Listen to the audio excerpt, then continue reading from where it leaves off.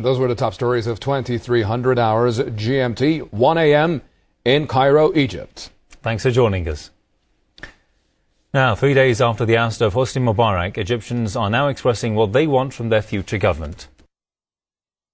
Speaking to Press TV's correspondent in Cairo, protesters say the US and other Western countries like France should not interfere in their country's affairs.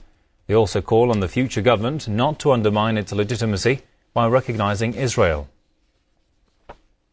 امريكا ولا غيره احنا الحمد لله قادرين نساعد نفسنا وكفايه بقى النغمه بتاع امريكا وفرنسا واسرائيل والكلام الفارغ ده. احنا الشعب بيتهيألي النهارده اثبتنا ان عندنا درجه كبيره من الوعي وبالتالي ما احناش مساعدين. ولو امريكا عاوزه احنا نساعدها ان نساعدها ان شاء الله. دوله انا لا اعترف بانها دوله وده خطا كبير. اسرائيل على الاقل هي دوله احتلال. دوله احتلال. انا شخصيا كرجل من الشعب لا اعترف باسرائيل. دي طالما انه في شعب عربي ودولة شقيقة تحت الاحتلال من قبل هذا الصلف الصهيوني أنا لا أعترف به. احنا مع نفسينا، الشعب المصري هو اللي بيقرر مصيره نفسه، مفيش حد بيقرر لنا، احنا اللي بنقرر. أي دولة تانية تقول هي اللي بتقرر، احنا اللي بنقرر. تتكلمنا على مصر. احنا مصريين والمصريين ما يحبوش حد أي أجنبي يتدخل بين المصريين. بس فهندخلها ليه أمريكا ولا فرنسا ولا أي بلد ولا أي نكون تخش.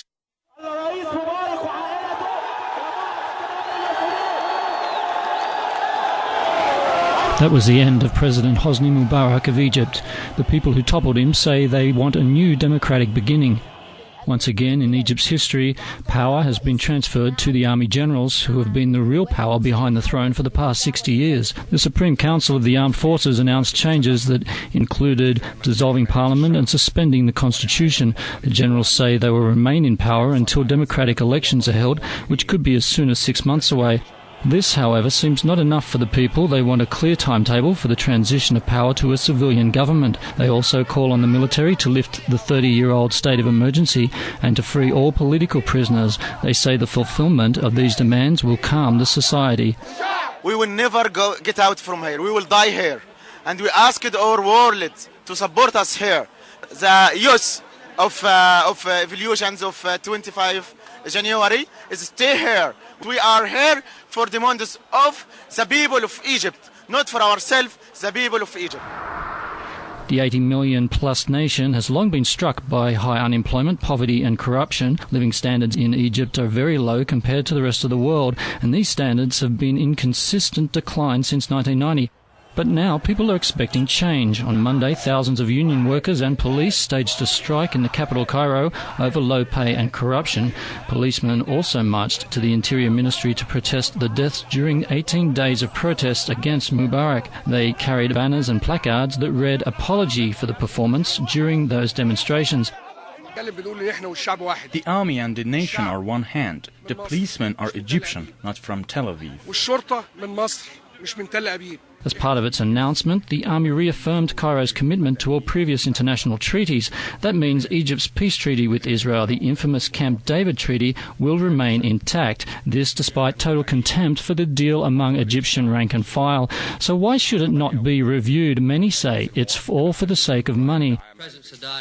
A key feature of the Egypt-Israel peace treaty is a US commitment to economic and military aid to Egypt. Washington also pledged to politically back Egyptian governments from the Camp David peace accords in 1978 until 2000. The United States has subsidized Egypt's armed forces with over $38 billion worth of aid. Egypt receives about $1.3 billion annually. Now the question is, can the embattled nation, after decades of abuse, corruption and poverty, overcome the obstacles and lead the revolution to prosperity? Well, Press TV's Karim Jamaluddin joins me now from Cairo. Karim, what is the latest situation on the ground? Well, yes, sir. Ex-Judge Tariq al-Bashiri was chosen or assigned by the Supreme Council of Armed Forces to be the head of the committee that will write the new constitution. Al-Bashiri is a scholar, historian, and intellectual that has long inspired Egypt's movement for change and dissent. In a General Assembly meeting in 2006, pro-reform judges hailed al-Bashiri as the godfather of the Egyptian judiciary. His reputation for independence impeded his promotion to president of the State of the Council, and his views made him a kifaya, or enough movement, preferred choice to run for the presidential election, as he turned down this proposal. So it's unclear now whether by this move the Supreme Council Armed Forces is trying to trick the people or not. But also in a full-page article that he published in an independent newspaper, al-Bashiri stressed that Egypt's basic problem lies in U.S. hegemony. Well, young people are saying that they will come out on Friday to voice their demands. Can you tell us more about these demands? Yes, they want that they had 11 in their statement. They mentioned that they want 11 demands, some of which are to lift the emergency law and to dissolve the parliament and both parliaments, which is the Shura and the People's Assembly, which has already been done. They also want to guarantee freedom of press and media and freedom of speech. They want to the release of the detainees or the political prisoners, and they want these guarantees, these demands to be fulfilled or met. And how are businesses doing in Egypt? I mean, have shops and banks open now? Are they working? Yes, some of them are working, but there were demonstrations in front of the banks that the employees were demanding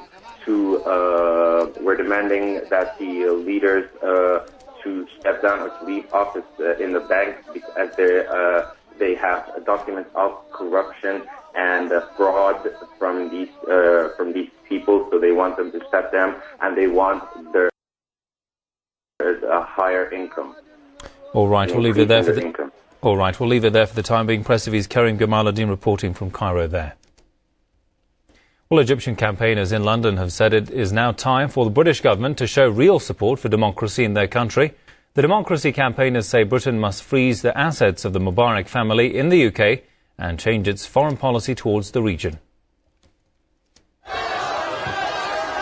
Following Tunisia's revolution, winds of change swept across Egypt and led to the fall of Hosni Mubarak. But here, in the somewhat cooler climate of London, England, Egyptian democracy campaigners say it's still business as usual in terms of the UK's foreign policy. At a meeting across the street from Parliament, a gathering of Egyptian campaigners gave a clear warning to the British establishment that the era of Western-backed dictatorships in the region was coming to an end. The Egyptian democracy campaigners say they want to see a real change in the direction of British foreign policy, and they say the UK government can start by freezing the assets of the Mubarak family in Britain. The assets, say the campaigners, are the proceeds of corruption and must be repatriated to the Egyptian people. If you think that a lot of our troubles have to do with us having to bow to foreign aid, which is, say, from the United States is $1.2 billion a year, the rumors go that Mubarak alone, Mubarak's family, are something between $5 and it goes up to $70 billion.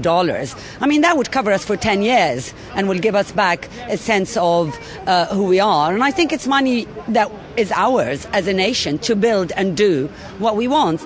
Both the leadership in the UK and US have said they support a transition to democracy in Egypt. But on a wider scale, the activists say Britain and the US's decades-long support for a regime which oppressed its people has troubled many Egyptians. We see them use very robust language with some nations, and with a bona fide dictator, we saw a half-hearted attempt to support or not support the Egyptian people. And that's very dangerous, because the strong message we had to say was things like terrorism, preventing terrorism in the UK and the US starts with your foreign policy towards an example like the Egyptian revolution. You are breeding contempt and resentment into a whole new generation of Egyptian youth. But despite their criticisms of the British government and Western media, the Egyptian campaigners say they're full of love for the British people, who voiced their clear support for the revolution in Egypt. Hassan Ghani, Press TV, London. Thousands of protesters in Tunisia have taken